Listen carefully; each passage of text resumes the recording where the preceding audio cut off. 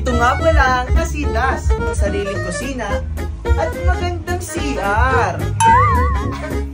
Dito sa Amayas Garden, may maayos at komportableng higaan.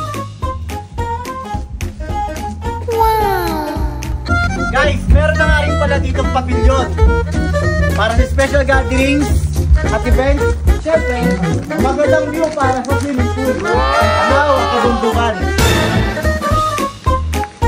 Yung gabi naman, pwede tayong mag-phone bar dito sa area na to. Solid to. Ano silang gazebo at stage? Bagay na bagay sa mga pamilya at tropa. Dito, kompleto na ang gamit sa kusina. Pare koy! Kagulo na naman ang tropang pobre! Part 1 pa lang to, guys!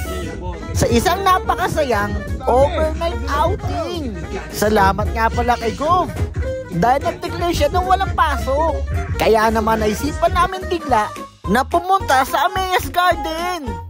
Pare koy! Naku po! Isa na ata ito sa napakagandang garden o farm resort dito sa Cavite. Kumpletos ricados. Kung gusto mong makawala sa maingay na mundo ng syudad at nakaka-stress na trabaho, pumunta ka na dito. Dahil ito na ata ang pinakatahimik, pinakamaganda, pinakamaayos, at pinakasulit na resort na ating matatagpuan dito sa Cavite. Malapit sa nature, nasa gitna ka ng kabundukan at kagubatan.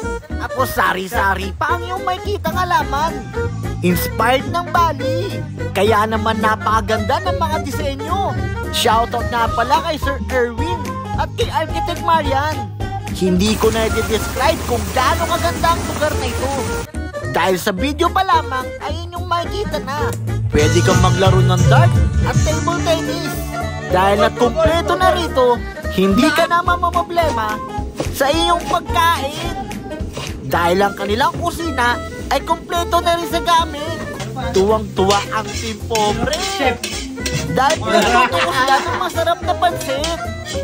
Part 1 pa lamang ito ng aming video sa aming pag-stay dito sa Amayas Garden.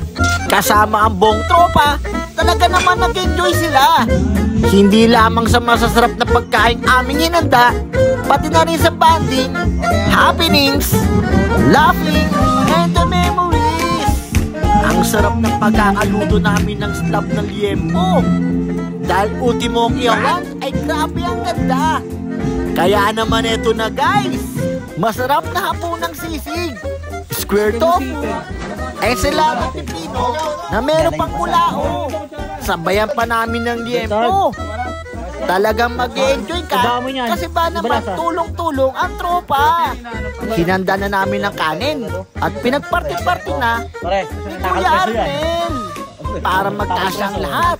Pero dahil marami kaming dalang pagkain, swak na swak at busog naman talaga.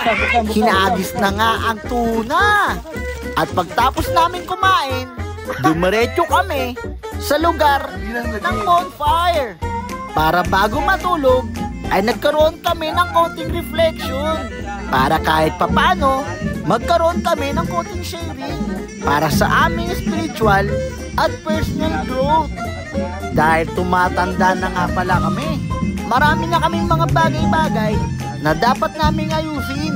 Kaya naman si Sir Amer, hindi lang pala yan teacher, pwede na rin siya maging pare.